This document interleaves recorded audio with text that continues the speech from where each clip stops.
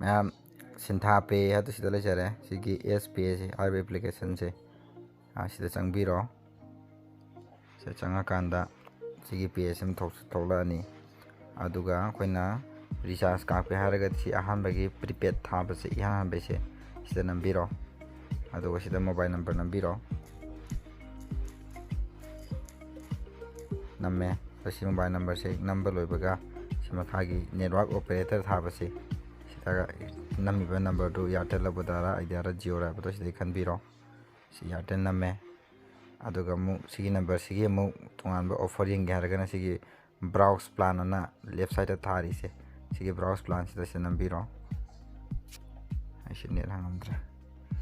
सिगी browse plan से नंबीरो अदु सिगी number सिगी ओइबा offer तो थोलानी से थोलेको अदुगा मु सिदा मु कदोबा सिगी सिदा याव तारगा सि अप्लाई नमगा तुम कापा यारे अदुगा सिदा यारोम तारगा सिदा अमाउंट मसिंग बिरगांदा नंबसु यारे अदुगा सिदा अदुई मथंगदा पिन नंबर मन हाइसे पिन नंबर सिना खोय नंबर खोय इसागी डेट ऑफ बर्थ कोन आईडी सेम मतम दा सेम गिबा पिन नंबर नंबीरो नम्मे अदुगा सि प्रोसेस सिदा चंगबीरो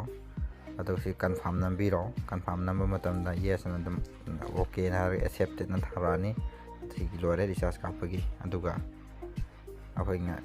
आइगी सी वॉलेट से पैसा सेमते याउद्रे रिचार्ज कापननाबा अदुई तारदी इसागी अकाउंट दगी सिगी वॉलेट ता पैसा हापसलकाना कापदोइनी पैसा हापसनबगी सिना सिगी एड फंड यूपीआई नम याउसे सिगी यूपीआई थाबसे नंबीरो एड मनी सिदा चंगबीरो से अमाउंट मसिंग बिरो रुपा म इचरगे अदु से एड फंड से चंगबीरो यस ना कंफर्म यस नंबीरो अदुगा मखादा क्रोम इंटरनेट खा थोले से क्रोम से चंगबीरो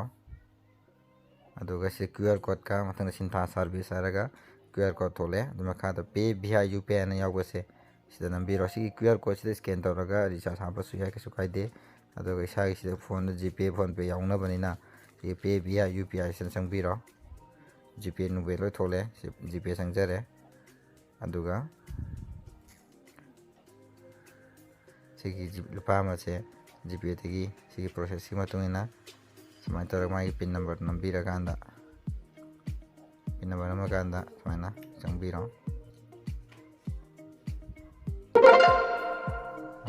अदु सिगी हाउ के पैसा से